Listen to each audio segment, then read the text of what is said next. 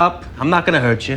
Move it! How does Christopher Moltisanti shoot someone in a bakery in the middle of the day with people watching, then walk out like he just bought a pastry? The Sopranos, television's sacred cow of prestige drama, is rightly celebrated for ushering in the so-called second golden age of television. But its brilliance does not shield it from scrutiny, particularly when its plot holes gape wide enough to swallow credibility whole. Chief among these early offenses is Christopher Moltisanti's infamous bakery shooting, a scene so absurd that it functions less like drama and more like a mobster-themed magic trick. Oh! It's all right, Dougie. Let him go first. You don't make the rules here.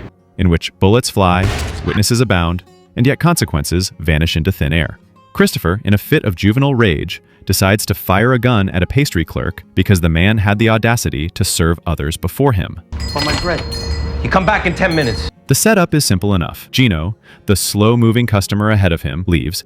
Christopher throws his tantrum, pulls a gun, and shoots the clerk in the foot. Move it! In broad daylight, with witnesses, no masks, and no escape plan. The bakery isn't in the middle of nowhere. It's a neighborhood joint where everybody knows everybody, and crucially, where the clerk knows Gino by name. Hey, Gino. Can I get you? Gino, who is hardly an Olympic sprinter, would not have gotten far before hearing the gunfire. Within minutes, he would have been back to find his colleague bleeding on the ground.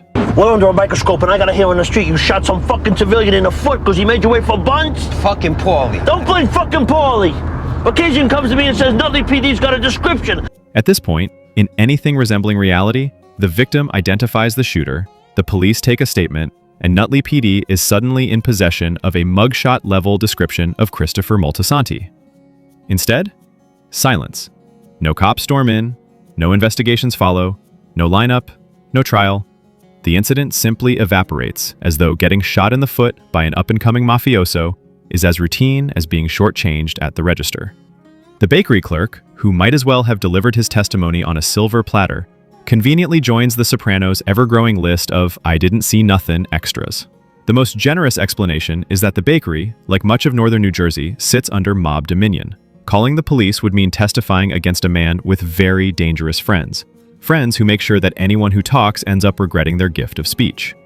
Occasion comes to me and says Nutley PD's got a description. Tony later remarks that the Nutley police had a description of both Christopher and his car, but of course his crooked cop contact Makazian saw to it that nothing came of it. You realize what's gonna happen to you? Another day, another miracle of mafia influence. But the real issue isn't even the implausibility of a single crime disappearing. The Sopranos makes a habit of this. Was there a problem with the service? What are you talking about? You left me $16, sir. Christopher and Polly bludgeon a waiter to death in a restaurant parking lot. No consequences. It's a C-Ray 230. It's almost brand new. I didn't kill your father, but you could... Christopher executes a police officer in his own home on the man's retirement night. No consequences. In reality, these acts would draw not only police attention, but also immense public scrutiny. On the show, they register as hiccups, barely warranting cleanup. The audience is simply asked to swallow them whole, no matter how indigestible. This tendency is compounded by the series' casual disregard for time itself. Catano, I was a sophomore when I did Spider-Woman. Now it's important because of college and all. The narrative spans roughly 6 in-show years.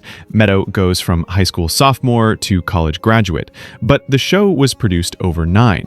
Seasons jump forward with no acknowledgement of years passing, leaving timelines foggy and events conveniently forgotten. By the time Tony is chastising Christopher for his cowboy-itis, that reckless, attention-seeking style of violence, the audience has already been conditioned to accept that whatever heat might have come from these outbursts has cooled in the off-screen ether. The bakery scene, then, is less about criminal procedure and more about character. You wanna be a big bad guy, Christopher? I was worried that I didn't Shut up! Christopher's tantrum isn't a hit, it's a blunder. It isn't strategy, it's ego.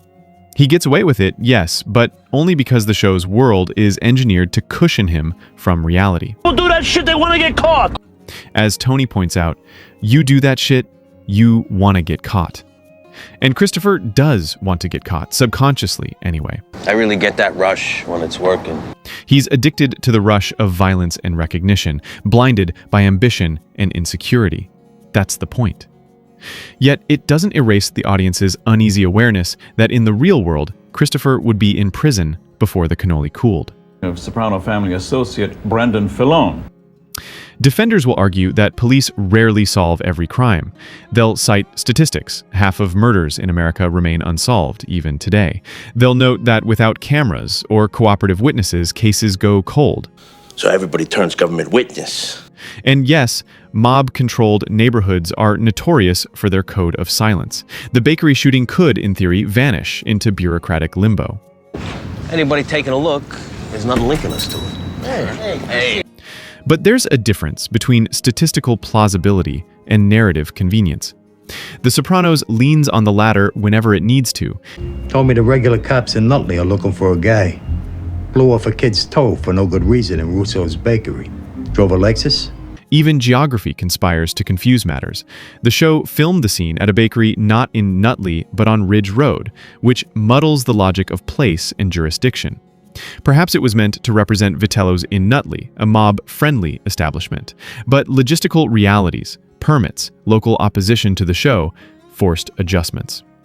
Production quirks aside, the on-screen result is a surreal tableau in which a man is shot and the universe collectively shrugs. The bakery incident also illustrates the way Chase and his writers sometimes relied on shorthand. It's a mob neighborhood. People know better. Fair enough. But when stretched too far, that shorthand becomes lazy. It risks undercutting the very authenticity the show is praised for. A little suspension of disbelief is expected. Wholesale abandonment of logic is something else. Get a pastry box. Move it! And yet, despite this flaw, the scene endures. Not because it makes sense, but because it doesn't. It's absurd, it's sloppy, and it's unforgettable. It captures Christopher's volatility in a single, reckless gesture. The implausibility becomes part of the point. This is not a man in control of his destiny, but a petulant child with a firearm, whose survival depends less on skill than on narrative mercy. You motherfucker! You shot my foot! It happens. The bakery clerk limping silently into oblivion, the police file quietly buried, and the audience left muttering, "Really?" All of it underscores a central truth about The Sopranos. For every stroke of genius, there is a moment that collapses under its own weight. Christopher's bakery shooting may not pass the test of realism, but it passes the test of character drama. The problem, of course, is that the show can't have it both ways. But in the hit against Rocco, somebody's gonna hear him walking on the roof. It wants authenticity, but it also wants to wink at us with soft tar roofs, backfiring cars mistaken for gunshots, and an endless supply of characters who never saw a thing. I'm not too worried about the cops. Nobody knows us down there. In the end, Christopher gets away with it because the story allows him to.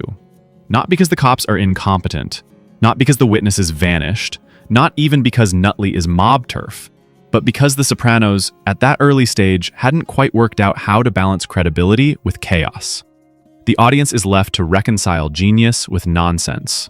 Much like the pastry clerk reconciling a bleeding foot with the knowledge that some stories, in this world, are never meant to be told. Christopher shoots a clerk and walks free. You can just click subscribe. It's a lot safer.